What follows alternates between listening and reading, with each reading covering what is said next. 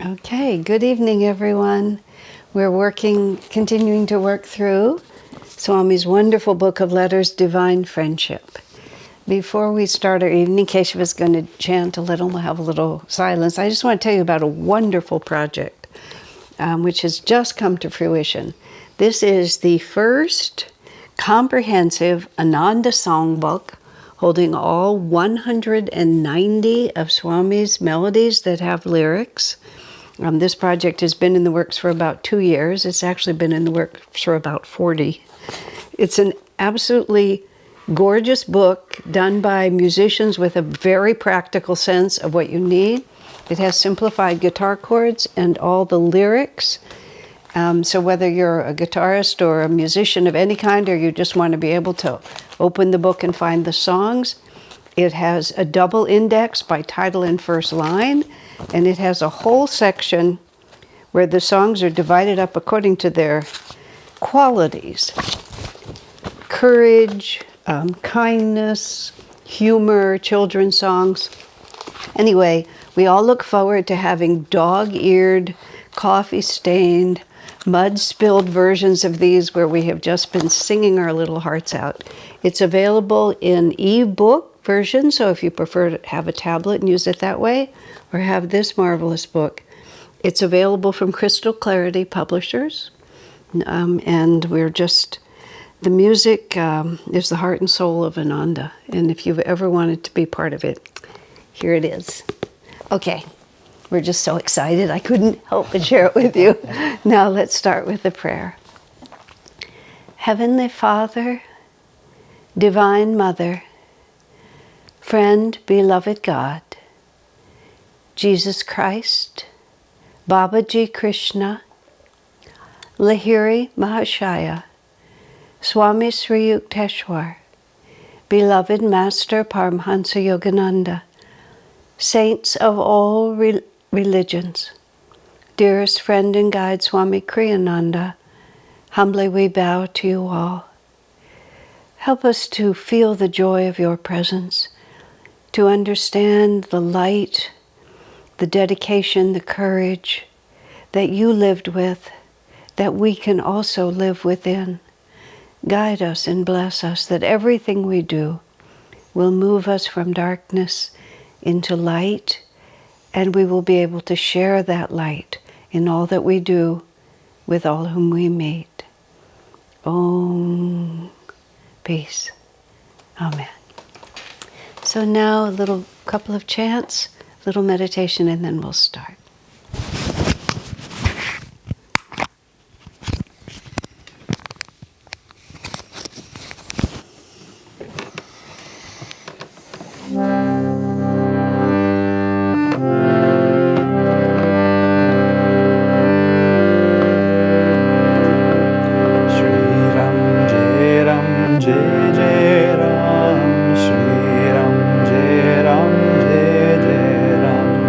Shri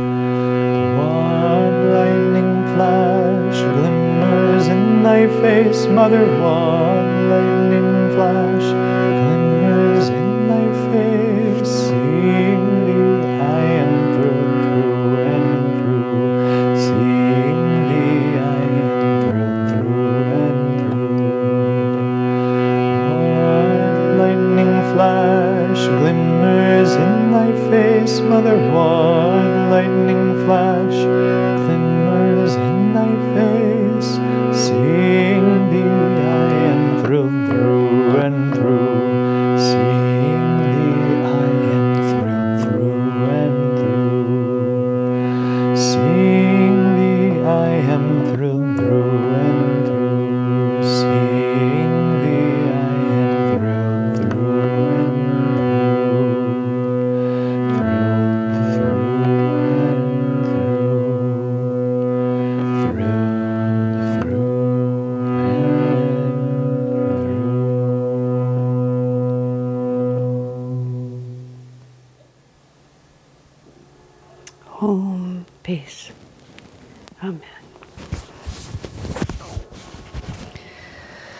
All right, my friends.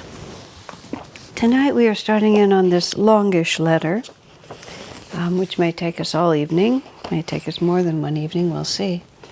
We never know. Let's sort of get everything organized here. All right. This letter was written in May of 1998. So the context of this is in February of 1998, there were two primary lawsuits filed against Ananda from 1990 till 2001, 12 years. They were related lawsuits. They were an attempt by another organization of masters, SRF, to gain a monopoly over the teachings of Paramhansa Yogananda. The first lawsuit, filed in 1990, attempted to use the laws of copyright, trademark, intellectual property to have a religious monopoly. By 1994, it had proven itself already incapable of doing that. So another lawsuit was filed in 1994, also backed, we believe, by SRF, which was a sexual harassment lawsuit against Swami Kriyananda and Ananda. That lawsuit went against us, and in 1998 there was a trial, started in December of 97, finished in February, and all the judgments went against us, almost all the judgments, and it was awful. And as soon as it was over, Swamiji left the United States and moved to Italy. He just sort of was tired of the U.S. at that point, and the community in Assisi really wanted him to come, and he was also ready to separate himself a little bit from the idea of what he'd already accomplished, so that he could be open to new inspirations for new directions. And in May of 1998, either just before or just after this letter was written, I think just after the letter was written before, Swamiji had all the community leaders from the various Ananda communities come to Assisi for 2 weeks.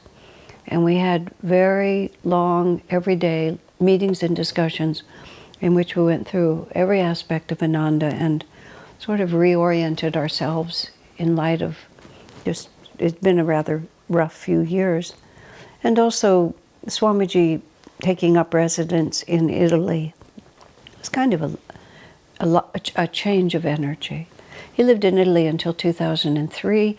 He didn't come back to the US for 2 years, but he did come back, started coming back and forth, and then in 2003 added a work in India. And then for the next 10 years until he died, he divided his time among 3 places. He had a home in Delhi, a home in Assisi, and a home in Ananda village.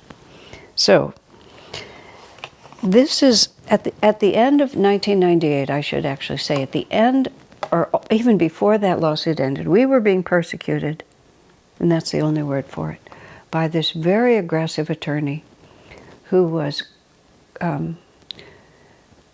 quite unscrupulous. That's actually the only way. The way he practiced law was, he had figured out that the enforcement procedure for misbehaving, for perjury even on the part of a lawyer, for all kinds of things, was very cumbersome and very seldom enforced. And if an attorney had no shame, then they could practice law in quite a different way. And he was the darkest expression of his profession. And so he had made an error in filing of this sexual harassment lawsuit, which is that he thought that every Ananda entity was the same legal entity. So he sued, the only entity he sued was Ananda Village. And then he discovered later that every Ananda community was freestanding legally and financially. And the only thing we won in that case was he made an attempt to prove that actually that every Ananda entity was the same, and therefore any judgment that he won against us should be based on the collective worth of Ananda, certainly the USA worth. And that was a substantial amount of money, and that was the only it was the only important decision in that whole case that went in our favor, which is he didn't win that. So before this lawsuit was over, he filed, I believe, 4 other lawsuits, which were essentially the same lawsuit as the one that was just ending. It was just reforming the charges, in which he sued every Ananda community and us individually. The leaders of the community were also sued individually. I mean, it was just, a nightmare. And Ananda Village, which was the main entity, both had a judgment against it as a result of that lawsuit. Plus, we must have spent by that point at least $10 million. And we were keeping up, but much of it was borrowed. It was just a mess. But the concept of having 4 more lawsuits from this, I'm going to use the word insane, this insane man whose life work seemed to be to destroy Ananda and Kriyananda. These things happen. There's another letter we're going to come to in a little while. The more good you do, the more darkness you stir up. But the only thing that actually stops litigation is bankruptcy. If you go into Chapter 11, litigation stops. And Ananda Village, faced with all that we were faced with. See, what we were faced with suddenly was that legal judgment goes to the front of the line. So we had a lot of people who had trusted us to pay back what we owed them, but legal judgment goes to the front of the line. So we were in a position where we might have to default to our friends to pay off our enemies. And it was just too much. So somehow, and I wasn't involved in the details, but Ananda Village went into Chapter 11. That stopped the litigation even to the rest of us. Maybe it was just a deal, because all of a sudden none of the judgment would be paid, nothing would be paid. So litigation stopped, and by the grace of God, our managers, Jyotish and Vidura, to whom this letter is addressed, were just heroic over the course of, 8 or 9 months, just getting the whole thing through it. See, here's where the incredible jeopardy was. Earlier on, the only asset that Swami Kriyananda actually owned, because none of Ananda was personal property, but he personally owned the copyrights to all his books and all his music. And they had an accountant, they meaning the opposition, in the course of a litigation where there's a financial judgment as possible, they assess your net worth, because there's some kind of rules about the judgment can't be. It has to bear some relationship to your net worth. So they had to establish his net worth. And the copyrights to his books financially were not really worth that much. I mean, his books have sold well and sold steadily, but not in the way that it ends up in a huge income. And it wasn't personal income anyway. But they valued the copyrights at a very high price, $1 million, I believe. And they had a buyer, a person willing to buy them all. The only person willing to buy them all was SRF, not for the purpose of publishing them, but for the purpose of burying them forever. So when we got into the bankruptcy situation, the same anonymous buyer was willing to pay $1 million for the copyrights, which, sort of would have given us this money, and then we could pay the judgment off, which was only about $80,000, I think. Seems like a small number, but I think that's what it finally came down to. And but we were right on the edge of losing them, because once you go into Chapter 11, you lose control. This has all happened after this letter was written, but that's where we were. We were just in this incredible position, and these wonderful men, Vasanta and Vidura and Jyotish also. As I said, I was distant from it, so I'm not sure exactly how it went down. But one way or another, they saved the whole thing and saved the copyrights. But it was, Swami was looking at the obliteration of his entire life's work at that point. So still, this letter is not about any of that. I'm just giving you the context of where we were when this letter was written. And so Swami writes, the theme of this letter is on the danger of financial pressures. It was written at the end of May in 1998. It's addressed to Jyotish and Vidura. Jyotish and Vidura are still very active, of course, in Ananda. Vidura has retired from the role he played then. But Jyotish was the spiritual director of Ananda Village and by extension Ananda Worldwide. Vidura was the manager of Ananda Village. Swamiji had established Ananda Village with the principle of there would be a spiritual director and then there would be a what would you call him, a business manager? It wasn't only a financial position. It was like there would be the practical running of the place and then there would be the spiritual well-being of the people involved. Swamiji was always seeking a way to organize and run and govern Ananda that would prevent what he saw everywhere, which is the gradual diminution of spiritual vitality and spiritual focus, and the gradual elevation of financial matters and mundane matters. And he was always looking for ways to organize Ananda, and in fact, did a really superb job of putting us in a position with an understanding that, you know, the chances are will last at least a little while. You know, everything in the world flowers and dies, and there's no reason why something should last forever, but he certainly set us up with a good run, the possibility of a very good run and maybe a very long run because we're going into a higher age. So Vidura had authority over all the practical running of Ananda Village and to a certain extent Ananda Worldwide, and Jyotish was the spiritual director with his wife Devi, and Vidura's wife Durga also helped him, but the real position belonged to the two men. And Swami Kriyananda appointed Jyotish his successor. So since Swami's passing, which was 15 years after this letter was written, Jyotish has stepped into the spiritual role with his wife Devi also.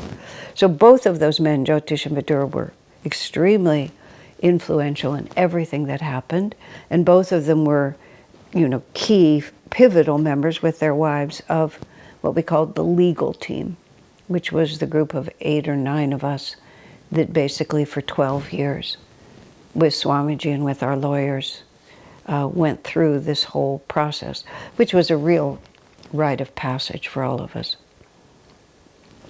And that's a lot of what Swami's talking about. So let's see, I don't need both glasses and a magnifying glass, so let me just use the magnifier.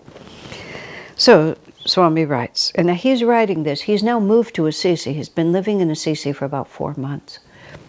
So he's gone from Ananda Village, and part of what happened was when he moved away from Ananda Village, you know, the removal of his energy from Ananda Village had a profound effect on the dynamics there. There was also something else that happened, I believe, at that time. Swami was so, the word that comes to mind is disgusted, but that's really not the right word to say it. He was so fed up with the way the legal system could attack and diminish and hurt the spiritual work he was doing that after that litigation was over in 1998, Swamiji, and now I might, right around that time, and it may well have been then, he resigned from all his positions, and he had been getting a small stipend from Assisi and a salary of maybe $2,000 a month, maybe $2,500 a month from Ananda Village. He repudiated all income from Ananda, and he resigned from all administrative positions, from all formal authority within Ananda. There was a letter that I don't think is included here, which was extremely interesting, his letter of resignation. And and then there was a subsequent letter from me having to explain to people that Swami wasn't abandoning us, that the spiritual relationship had nothing to do with this. He just, everything that he'd done had been so twisted in that litigation. Just every sincere and good gesture had been twisted in something nefarious and self-serving. And because we had a bad judge and because we ourselves did not have the right lawyer, all of it just stood. All of it just stood and was never challenged. And he just said, I'm going to rely on Divine Mother. He said, I never wanted to take any money from Ananda, and now I repudiate it completely. But when he had lived at Ananda Village, he had channeled most of his salary and most of the income that he received in any way. He channeled it to support a creative department that had about 6 people in it. And as he explains in here, those people were kind of an extension of his own creativity. And it was a team he'd built in which he was able to have creative ideas and they were able to execute them, both in publishing and artistic endeavors and also in music.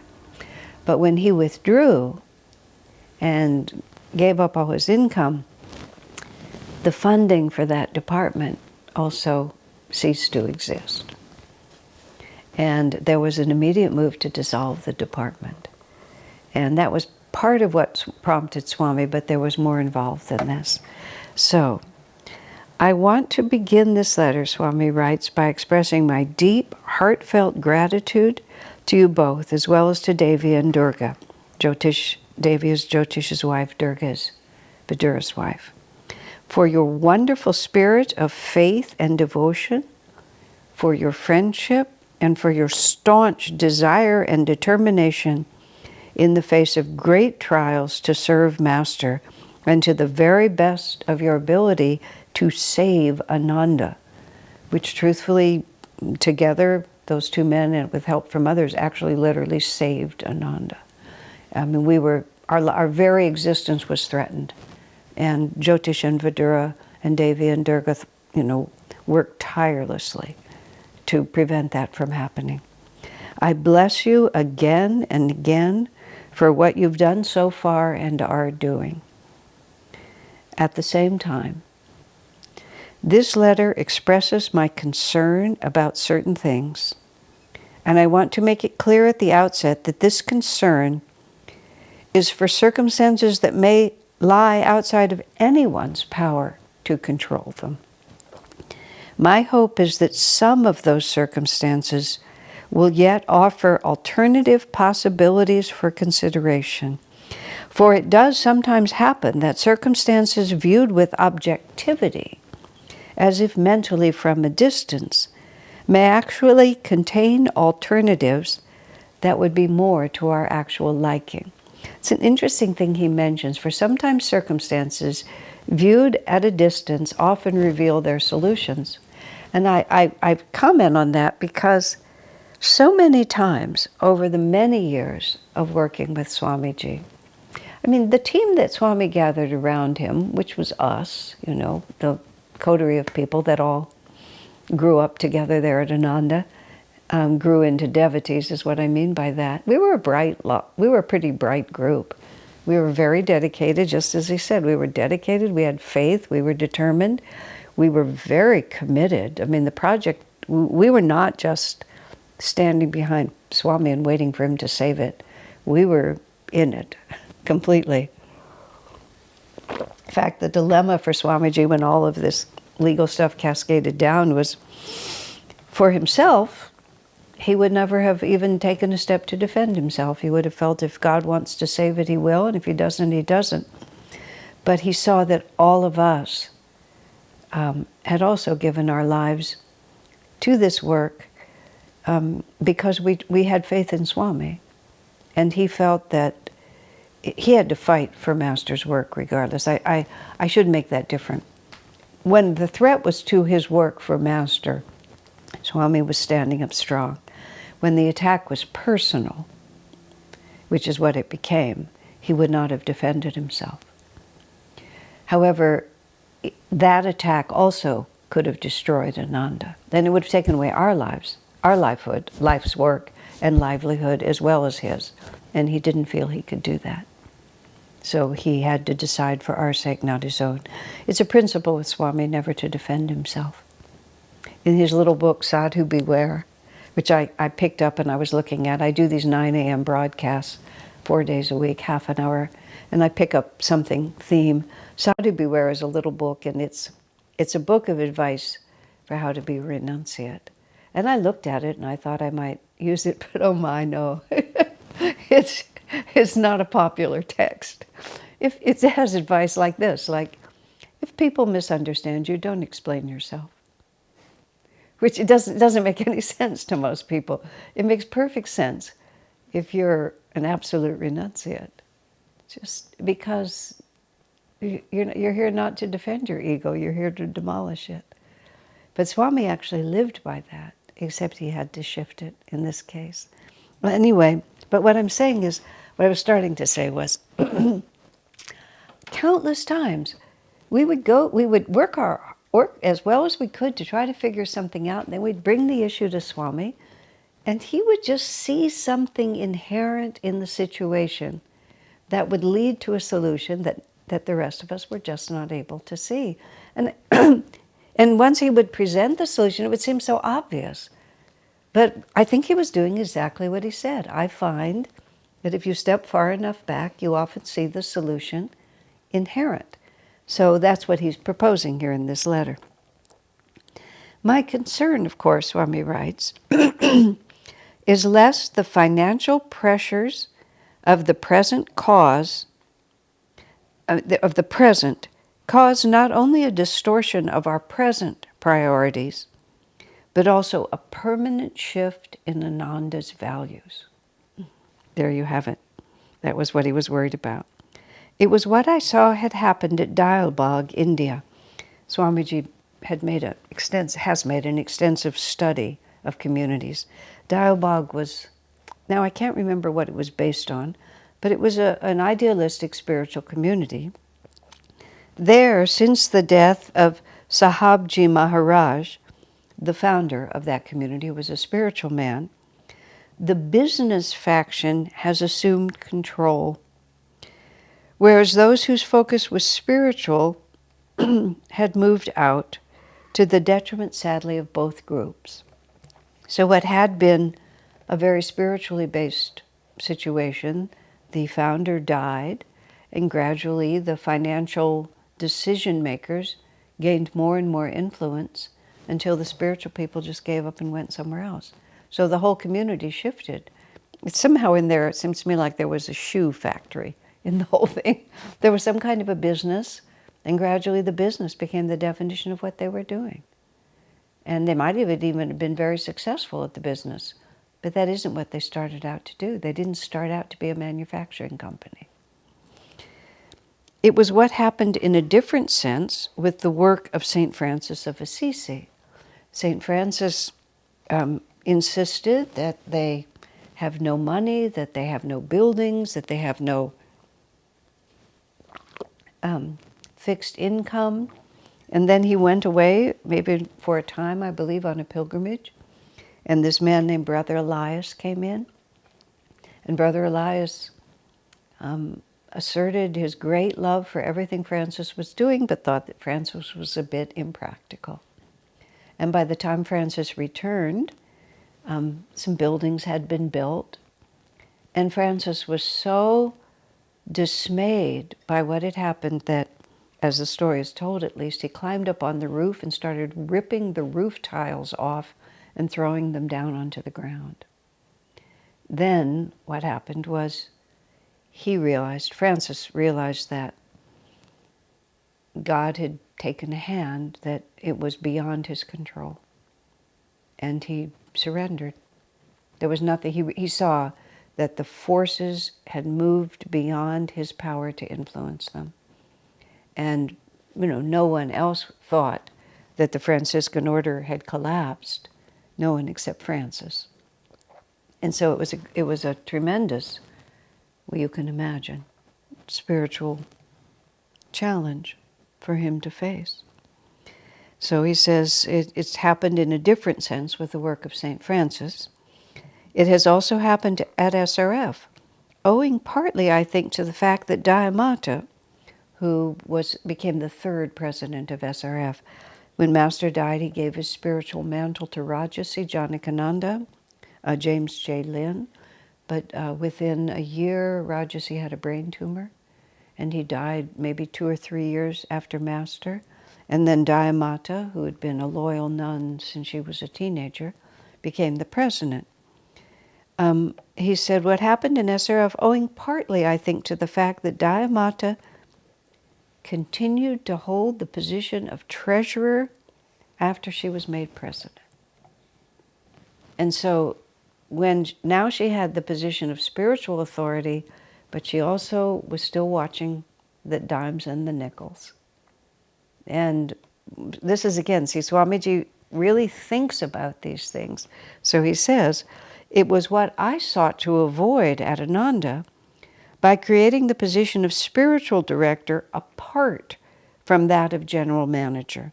The idea was for the spiritual director to be removed somewhat from daily administration and able, therefore, to keep his or her primary focus on the community's needs and well-being. In the course of this litigation, when one of the lawyers said to Swamiji, what is your job as spiritual director? Swami said, let's see, how did he put it? To protect the individual from the needs of the institution. Now, he might have said, when necessary, but the job of the spiritual director is to always pay attention to the spiritual well-being of every individual person, and if necessary, to intercede on behalf of the individual when the priorities of the institution lose track of that. It was a very interesting definition. The lawyer expected some highfalutin, I have all the power, I have the last word. So it was also very interesting in that context. And you see, it's easy, if you're the business manager or the practical manager, you're trying to make the whole thing work together. You often are thinking about, the checkbook or the needs over here or the benefits of this project. And it's not that you would be unkind or indifferent. It's just that one can't remember everything at the same time. And the spiritual director is always just watching the individuals. I mean, it was really, and is, because we've more or less stayed with that. Well, I say more rather than less. We've stayed with that model. It's not always necessary. Circumstances don't always require a strict separation or a real difference in focus, because Vidura was a profoundly spiritual man who was also always watching individuals. He was a friend to everyone. But there's just, you're just leaning one way or another. You have a bottom line responsibility either way. I fear to see the spiritual director, you, Jyotish, become as involved as the general manager, Vidura, in the practical administration of Ananda. Because there was such a threat to our well-being, the two men were pretty much working side by side. And Swami was a little concerned that there was just, that the clarity was being lost. Not because of the quality of anyone's consciousness, but because, as he said himself, the demands of the situation. He was very concerned that the demands of the present moment would cause us to set a direction that even after the emergency had passed, the momentum would keep us going that way. Certain aspects of our present situation make me uncomfortable for Ananda's future. Ananda has been a place of spontaneity and joy, of individual self-expression that was not afraid even to verge on eccentricity. Conformity now is increasingly becoming the norm. Isn't that just interesting? What was making Swami uncomfortable was that we were beginning to need to behave, or felt we needed to behave, sort of all in the same way. That there was less space for eccentricity is a word for it.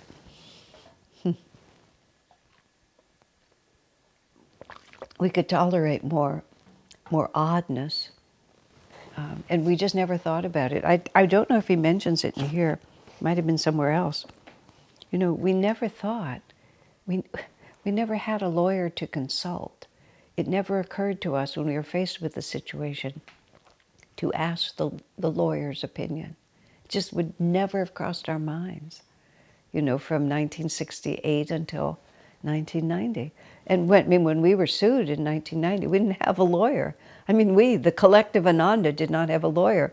The lawyer that we actually ended up hiring, who was with us for 12 years, was someone we found here in Palo Alto, because one of our members, Sheila Rush Naidruva, who actually was also an attorney, was working outside. She had some debts to pay, and she was working outside, and she met him professionally.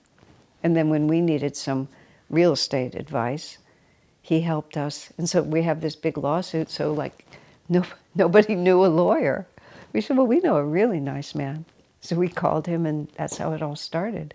But we were that far. We were more than 20 years, 30 years. Well, I guess over 20 years. We didn't have an attorney because we didn't ever need one. Every so often, some little thing, but we never needed one. And then all of a sudden, we had a whole stable of them. Okay, and this conformity is centered in financial considerations. I spoke to a woman in the community. Swami just puts a blank there. I'll just call her M. I spoke to M on her birthday the other day.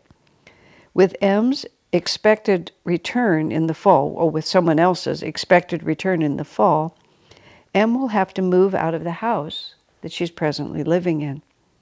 She sees little chance of finding a residence elsewhere at Ananda because she is either out of the housing pool or too low in it to have that kind of priority.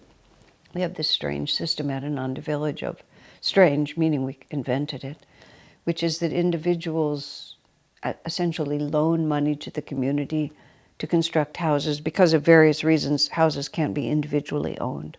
So they created this very complicated housing pool where you put money in and then you have housing credit, and then that gives you priority for when housing comes open, and there's always a housing shortage.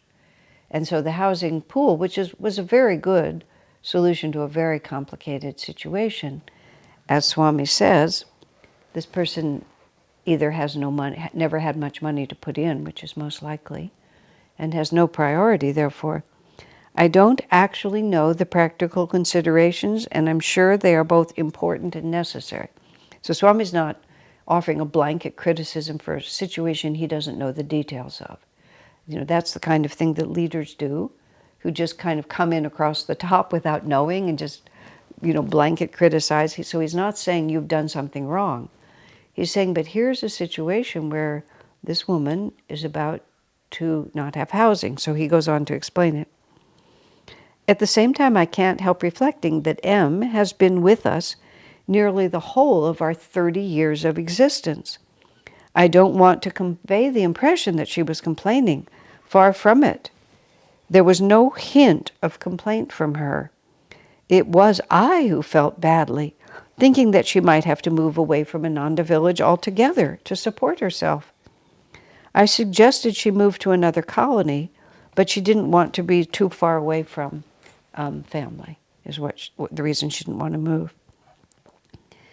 And then he says, I have the impression that this housing pool has produced similar problems for others in the sense of giving priority to people with money over those to whom we owe a larger debt of loyalty. And you see, that's how it starts. You start giving priority to people with money, and you're not financially able to honor the debt you owe to people who've given their all. And you see, this is a peculiarity that Ananda has run into. It's still something we run into here, which is the euphemism that I've developed is none of us who gave our lives to Ananda, who came in our 20s and are still sitting here 50 years later, most of us were quite capable, could have been quite capable in the world.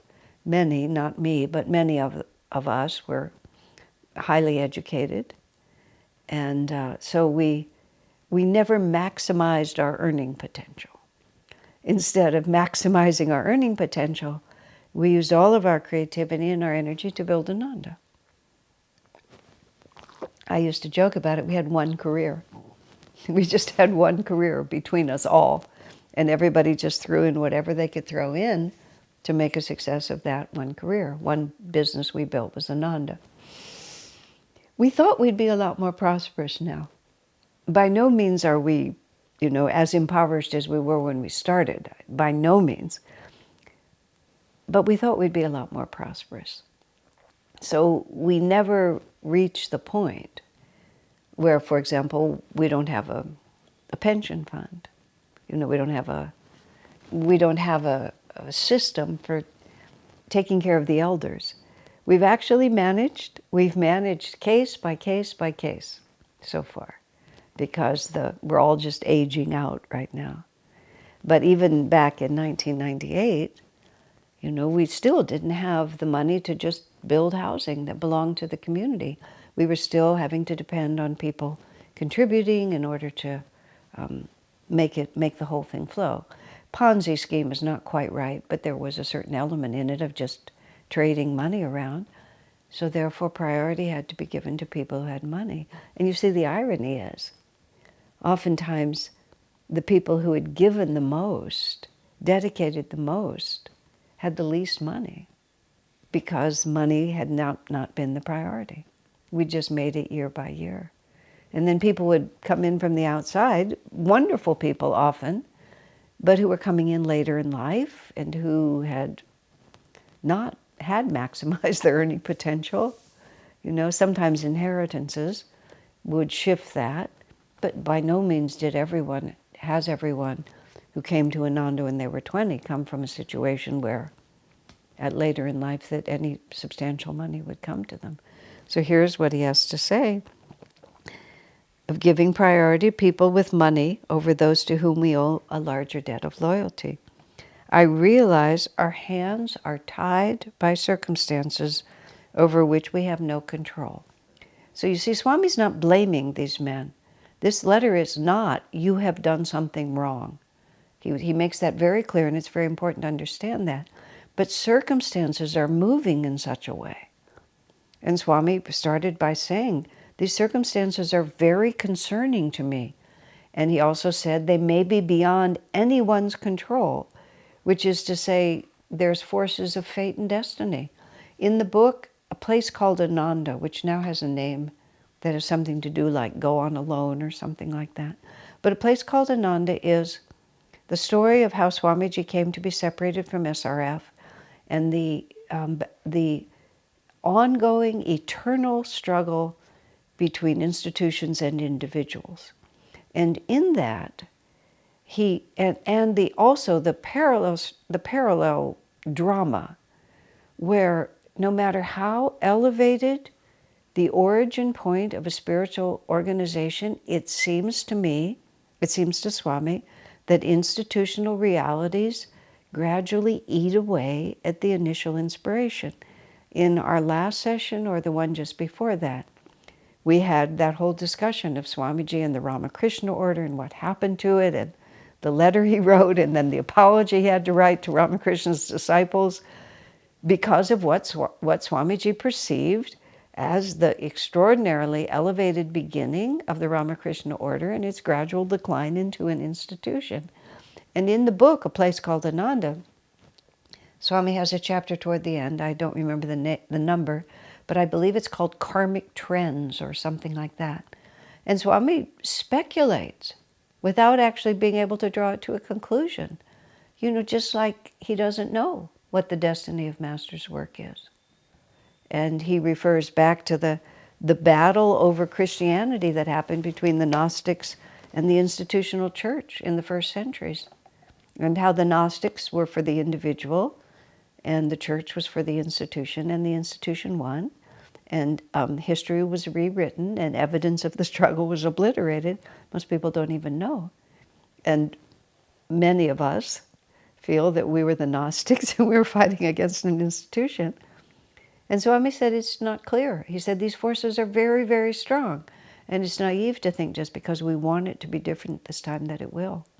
This is again what Swami's trying to talk about. Maybe all these circumstances are beyond our control, but let us at least see if we can influence it. So he says, there, I realize our hands are tied by circumstances over which we have no control.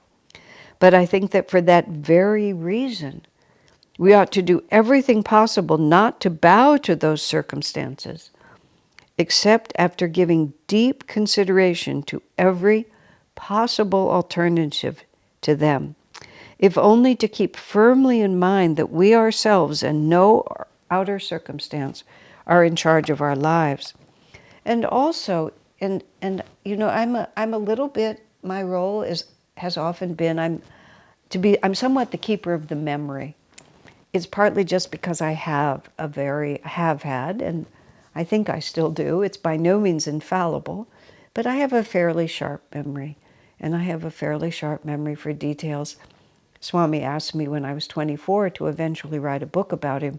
So part of the things I had to do is I had to both take notes and I had to remember. And I think he graced me with a certain memory. So I often, and because I've been part of Ananda for 50 years now, things that look like they've always been there, I remember when they started. And I often remember why they started. And I have tried to pass on. I mean, some of this book, I've realized, has been one of the ways I've been trying to pass things on, so that those who come later will not think that there was that it was like a bolt of lightning from heaven, and then things were declared to be this way. I mean, yes, decisions were made. Many of them were good decisions. Many traditions and ways of doing things have taken hold. But I think it's very important for people to know, how and why they started, because a new situation could arise in which the how and why of this decision should be put aside for the how and why of that one. Now, let's assume we're going in a forward direction. But still, it's just good to know. And so what Swami is saying here, it's also good to know that even if you have to make a certain choice because circumstances demand it, it's very helpful to know exactly, what was compelling you to make it. So that if in future those compelling circumstances shift, you'll have the creativity and the flexibility and the awareness to know, oh, now we can do something else. Because momentum is incredible, and inertia is also incredible. I mean, incredible is not the right word, because that means not credible. But momentum sometimes carries things, and inertia just continues when the necessity for it is completely gone, and there's a better opportunity in front of you. So Swami's just saying, even if we have to go along right now because it's beyond our control, we can't shift it, let us know what we're doing and why, so the moment that we can shift it, we're able to. Instead of, as often happens, justifying and even sort of declaring that it's better. When there's no principle involved to make it better, it was just necessary in the moment. And it might have not been a disaster, but that's how Dalbag turned into a shoe factory, which I believe it turned into, but I might just be making that up. But something goes from being an ashram, and step by step it becomes something completely else. Master said about his own work, how you will change it. In 100 years, if I came back, I wondered if I would even recognize it. It's a terrifying threat. So, he says, and also he says, let us make decisions consciously. And for a different reason, he actually writes here, so that we will always feel that we're in charge of our lives. That we have looked at the situation, we've made a conscious choice. We don't feel that, we can't do it, we have to do it this way, we don't want to, but we must. That doesn't create the kind of magnetism you ever want. And then he says, it is a mistake, I strongly feel, to confuse legalities with Dharma. I got an email from someone recently asking me that very question, because they're in a circumstance where, lots of certain laws are being made having to do with COVID restrictions and things like this. This was a letter from outside of the USA, so it's nothing about what's going on here. But the person asked me the question, basically, what is Swami's position or Master's position on following the law? Should we always render unto Caesar what belongs to Caesar? I actually started having to think about that, and I thought, well, I thought of many instances having to do with bringing goods into the USA, whether or not you fill out your customs declaration exceedingly accurately.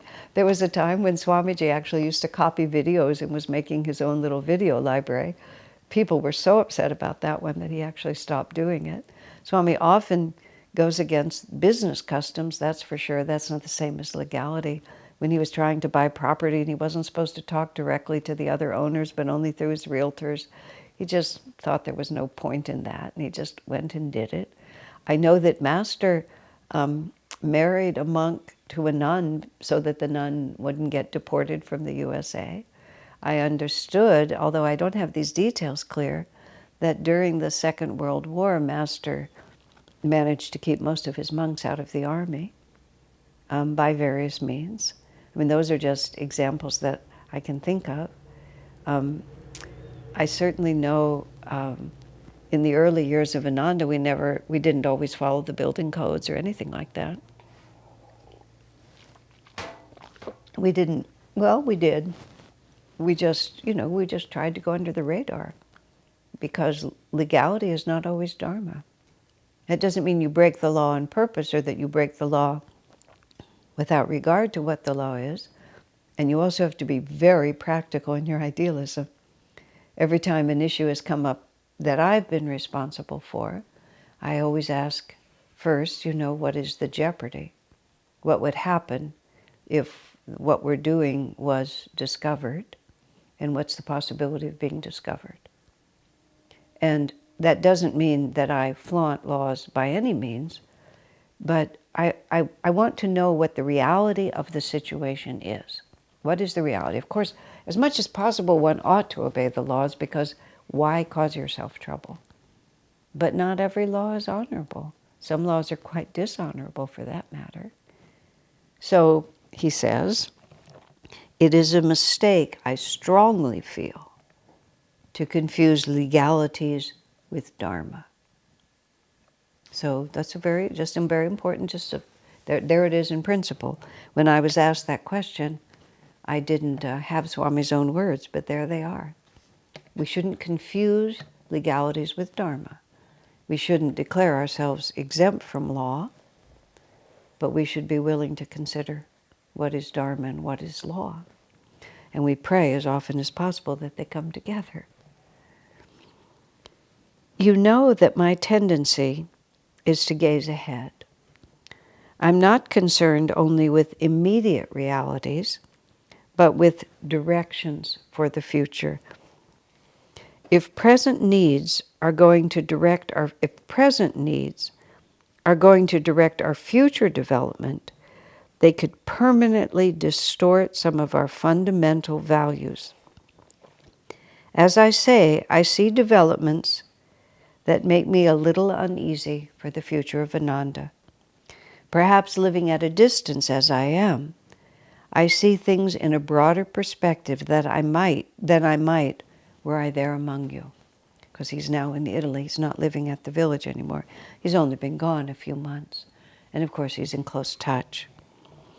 Swamiji also, it's one of, it's almost the level of a siddhi with him, which is to say he had a magnificent power to be able to see where things were heading. And he would often intervene in a situation long before anyone else saw that there was any aberration.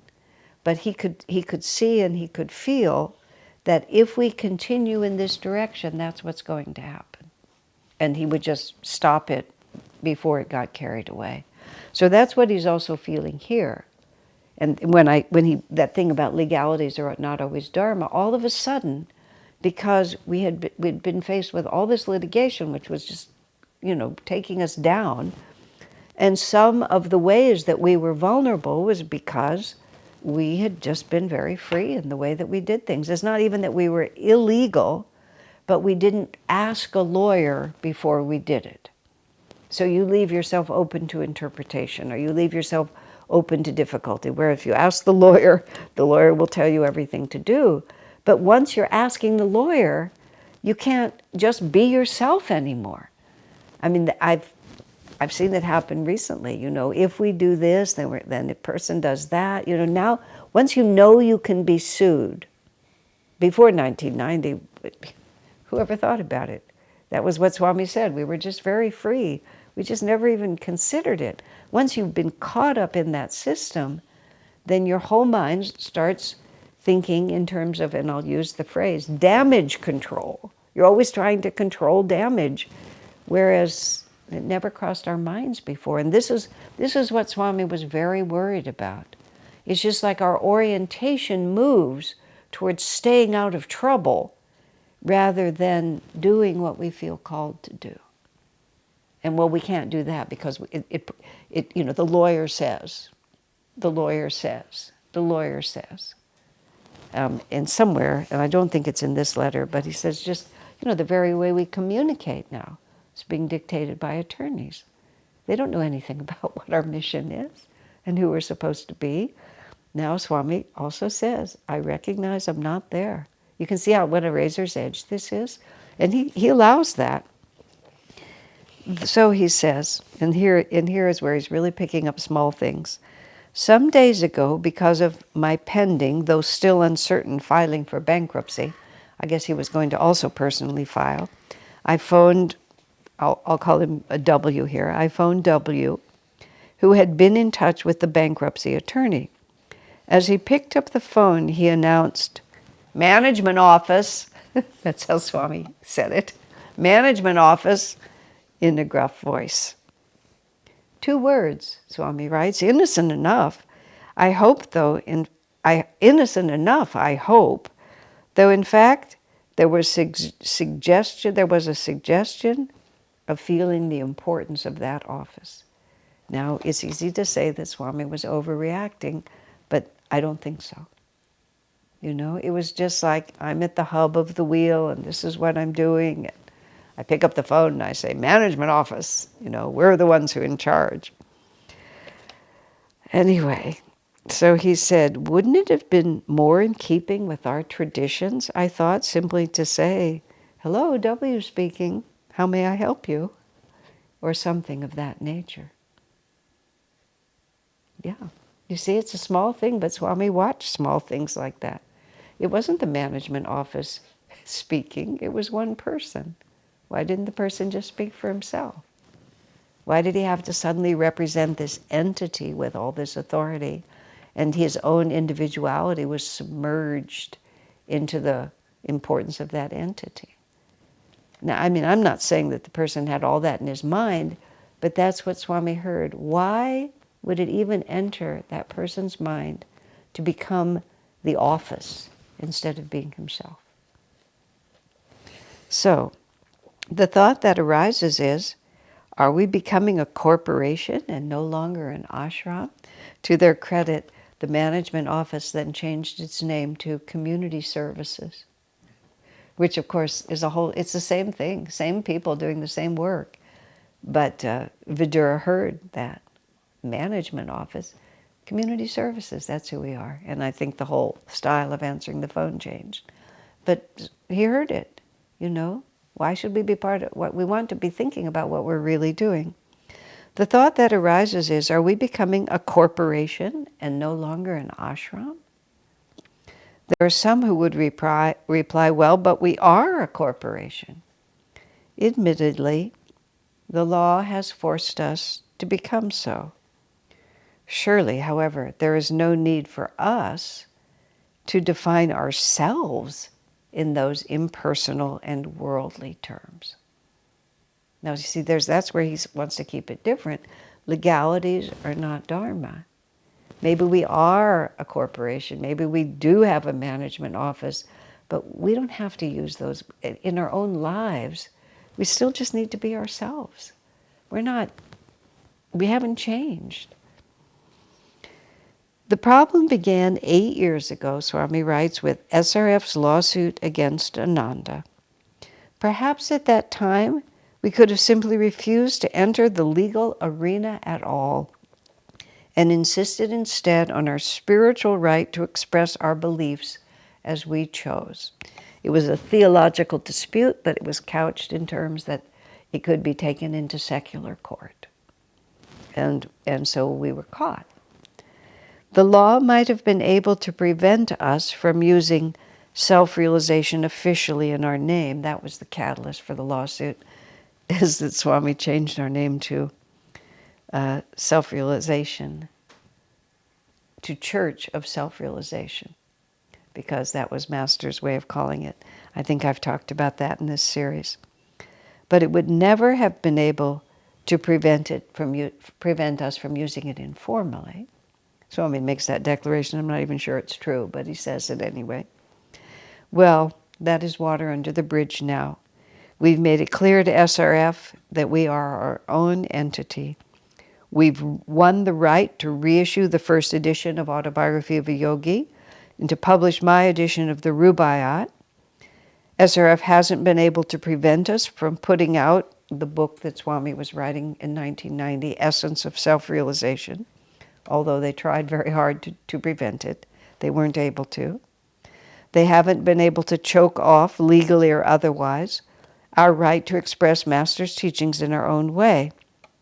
They've been prevented from claiming a monopoly on those teachings, as they wanted to do. So he was saying maybe we could have just never gone down this legal route ever. But then Swami rightly says, but a tremendous amount of good was also done because of that. So Swami's being very, very fair. He's always exceedingly fair. And as I was saying, as I always say, but as I said last week too, even in his letters, you see how he does things. He doesn't just sort of take a position. He's very fair, he's very thorough, he's very kind, he's respectful. He doesn't just pontificate. These have been important victories, not only for us, but for Master's worldwide work. In the process, however, certain values at Ananda have been threatened. I fear that with the second lawsuit, much may actually have been lost. Because the second lawsuit was about how we relate to each other, and how the way we relate to each other can be so twisted in the hands of an unscrupulous lawyer. One of the reasons that we lost that lawsuit, the main reason we lost that lawsuit is because we had a terrible judge and we had a bad lawyer ourselves. Far more than anyone realizes, bad judges can really warp the system. But the other reason we lost was because the charges were so preposterous that we didn't really realize until it was too late that somebody might actually believe them. We just thought it was such a self-evident collection of lies that were so easily disproved. But we were very naive, exceedingly naive. So the result of that naivete and what we really saw could happen to us, it just kind of took away our innocence. And prior to that, we'd really been wonderfully innocent. And of course, the danger of the loss of innocence is that you become cynical. We didn't become bitter, but you can become self-protective. You can lose your nerve a little bit, and you can become cautious, and you can always be thinking about damage control. Because once you've really experienced the damage, you become quite, you think first of what might go wrong. Whereas prior to that, we never did. And that's what Swami says there. I feel that with this second lawsuit, much may actually have been lost. And he was right, completely. People are losing some of the freedom they once had for self-expression. From various things I have heard, there may also be a growing unease over the perceived necessity for bureaucratic control. because those who are in charge, this is why Swami responded so strongly to management office, because those who are in charge now see, partly because they've had experience, more experience than others may have had, because the complications of confidentiality between attorney-client required, among the many things that happened over 12 years of litigation, is that all of a sudden people with certain responsibilities had to keep secrets from other people in the community. Because if we talk too freely, I mean, that's why the legal team was so specifically designated, because it's very important to protect attorney-client privilege. Otherwise, certain discussions can be brought in as evidence, and it's a big mess. So Swamiji would go into the restaurant, Earth Song, that we had, and he would discuss what happened in court and the discussions with the lawyers, with the waiters, I mean, who were Ananda members. It was just like we all felt like every member of Ananda had an equal right to everything that was going on. But then some people who were living at Ananda became disenchanted and became conduits of information to the attorneys who were pursuing us. And then if we talked too freely to third parties, then our attorney-client privilege was lost. So for the first time in Ananda's history, we had to be careful who we spoke to, and we had to keep secrets from each other. I mean, it was awful. And this is what really happened. You know, so this is the stuff that was making Swami so uneasy. Now that becomes a habit. And then the necessity for control from the top, because these people know that if these things go wrong or could go wrong, everything's in terms of preventing damage. So now all of a sudden there's much more necessity for control and much less space to just let people go out and do their own thing. Who cares? Because if they do it in the name of Ananda, they might be perceived as Ananda. And if they are, then, and on and on. And see, it wasn't unreasonable to think like that. But you can see what the slippery slope it was. So that's what Swami says. Losing some of the freedom that they have, the perceived necessity for bureaucratic control. Is this trend, I ask myself, inevitable to all spiritual organizations? I mean, Swamiji is an experienced man, and he knows our goodness and our sweetness. But does this have to happen? Do they have to end up weighing their decisions more and more decisively on the side of financial considerations? You know, legal leads to financial, so that's all one thing. You know that I've been feeling a deep sense of disappointment these past months. I believe it is due more than anything else to this concern of mine. You know, Swamiji left as soon as that trial was over, almost literally. The day he could leave town, he left town. And they were very hard months for him. And, you know, the obvious external thing was, well, you know, there'd been a judgment against him and his reputation had been smeared. But he's not concerned about himself. But he saw the damage that was being done to Ananda, and he was deeply concerned about it. And he also felt helpless. I mean, like Francis tearing the roof tiles off, although not quite that bad, but just he didn't see how to stop it. You know, it was, I don't want to make it too dramatic, but it was almost like evil had entered. The lawyer who was after us and remained after us for another few more years, Swami described him as the closest thing to the personification of evil that we are likely to encounter in this lifetime. I mean, he was a bad man. There's just no other way around it. Written about him in other places. But, you know, it's just like somebody was really trying to hurt us. We really had an enemy. It was something to deal with. So, we spoke yesterday of, and he mentions two people, we spoke yesterday of R and S's work, and of your concerns about being able to keep them employed by Crystal Clarity. Crystal Clarity was the publishing company, and Swamiji always had a lot of influence over what happened at Crystal Clarity.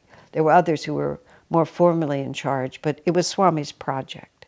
And so he kept his creative team mostly under the umbrella of crystal clarity, because crystal clarity, especially at that time, not exclusively, but almost exclusively, published Swami's creative output. Nowadays, crystal clarity, there's so many authors at Ananda, they have many more books. But in 1998, very few, if any, except for Bharat, had written other books.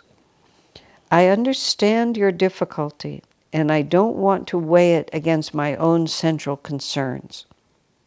So what he's, again, see, Swami's being so fair. I understand, why you're thinking this way, that, these key members of my creative team might not be able to have a job anymore. He said, and I don't want to weigh it against my own concerns, meaning my own overall concerns. At the same time, their work is very relevant to my own involvement in Ananda. For they are part of what might be called my own creative team. And then Swami lists the people out. And they're not so much a business consideration for Ananda as an extension of my own creativity and the means through which my creative ideas finish their descent, so to speak, onto the material plane. To expect this unit to function according to fixed administrative patterns is simply unrealistic in a sense, as it would be unrealistic to expect me to conform to them. There are 1, 2, 3, 4, there are 5 people involved. Mamma mia, what Swami's really saying here. I am by no means Swami Kriyananda, and I don't even want to even touch that, but most of the time that I've lived here in Palo Alto, at least for the last 20 years of it, I've been exceedingly fortunate to have my dear friend and sister Karen Gamel also in residence with me. And because of Karen, I have been able to succeed at the job I've been given to do, because she was able to manifest, has been able to manifest a great many creative ideas. I can think of how something could work, and she's had the writing skill and the administrative skill and the artistic skill and the technical skill, and there's just been a simpatico in our ways of doing things, and we've just worked side by side for years and years and years. And I just would not have been able to do a fraction of what I was able to do if I hadn't had her. And I'm saying that because I understand exactly what Swami's saying. My manifestation of it has been ant-like compared to his Himalayan expression, but I know what he's talking about. When you have people working with you, and now Karen has been a very specific, personal, we've had this karmic connection, but the whole team of everyone who's been part of this community for all these years, there is this, you have these ideas, you have people who are working with you, who are available to work with you, and you can move energy, you can make things happen. You can take things from inspiration to expression. And for Swami, in his book publishing and in his music, and in a lot of other just, endless creative ideas, over a period of many years, he gathered this little group with him, and they were in tune with what he wanted. They understood what he wanted. They could get it, and then they could manifest it. They had both the skill, and over time, over the years Swami developed, they had the time, because it was their job. It was their job to be his, to help bring things into manifestation. He said it perfectly. And he said, he clearly, his creativity does not follow any orthodox pattern. His inspiration doesn't follow the 5-year business plan. It doesn't follow we have the money allotted like this and like that. It would just bubble out of him. And then something completely new and interesting based on a super conscious flow. And he said, without them, his own involvement in Ananda, he's not if he's limited to what he can do himself without anyone to help him, it's going to be harder for him to do it. So now Swami has left for Europe. The finances of that whole situation have shifted. And all of a sudden, so now, well, I guess we just can't keep these people working anymore. And so Swami, it's like, so, the whole conduit of his energy pouring into Ananda. Now, if you're not engaged in it yourself, you might not even know how that's flowing. It's partly, I use the example of how Karen and I have been able to work together for so many years, because when Swami says that, I know exactly what he's talking about. And I'm just sort of confirming that it's not as far out or bizarre or unreasonable. And it was a really serious issue. Swami just really, this is why he was been so uneasy. I can well imagine that, were I in a position of still having to prove myself, there would be great objection to letting me work in such an unorthodox way as I do work. And indeed, there has been opposition from certain people for the very reason that what I do does not always justify itself financially. I remember when Swamiji, after he wrote The Path, and after there was the fire that burned down so much of Ananda, Swamiji's response to that was to go on a nationwide tour and to take 12 people with him, I think, 12 or 15. They had a motorhome, they had a van, they went to 30 cities, they traveled for 3 months, all the way to New York City and back to California. Then they did it again about 4 months later. So in 1 year's time, he took 2 nationwide tours back and forth. And in the end, it did not earn. Swami presented it as something where they could earn a lot of money. They paid their way, but it still cost, I don't know what the final sum was. It was a number like $30,000 lost, which in 1977 and 78 was more money, and in the context of the Ananda economy was a lot of money. That I don't know if my salary was still $50 a month at that point, but it might have been my whole salary. When I would say I don't have any money, it didn't mean I don't have any money except for my savings account, my IRA, and my stocks. It meant that my little pottery jar was empty. That's what it actually literally meant. Now, to be fair, I mean, I could have always gone home to my parents. I wouldn't have been homeless. And then there were lots of reasons, but still, it was a lot of money.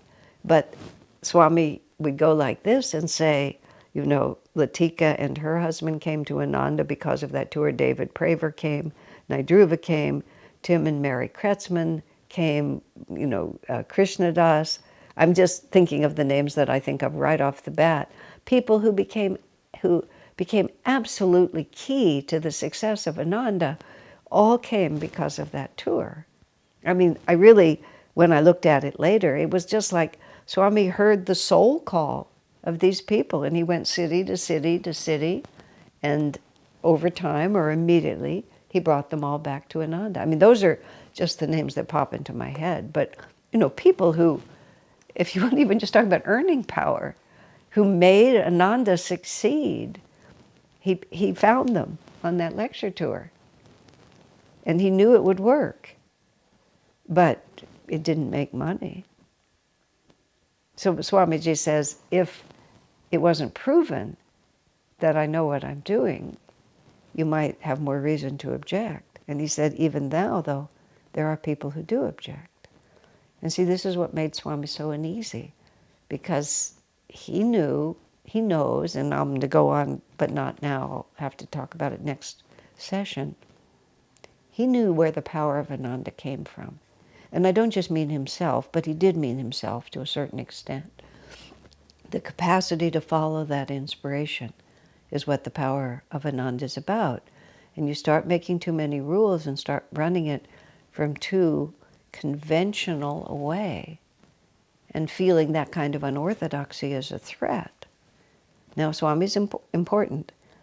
If I hadn't already proved myself, you might have more reason to doubt, because I don't want this to come to me that everybody's wacky ideas should be equally supported. Some eccentric ideas are inspired, and some are merely eccentric. But if you don't have enough space for eccentricity to have a voice, then the really inspired creative ideas will also be lost. And this is what he was worried about. Okay, my friends, we're in the middle of this letter, but we will finish it when we come back together in a week. God bless you.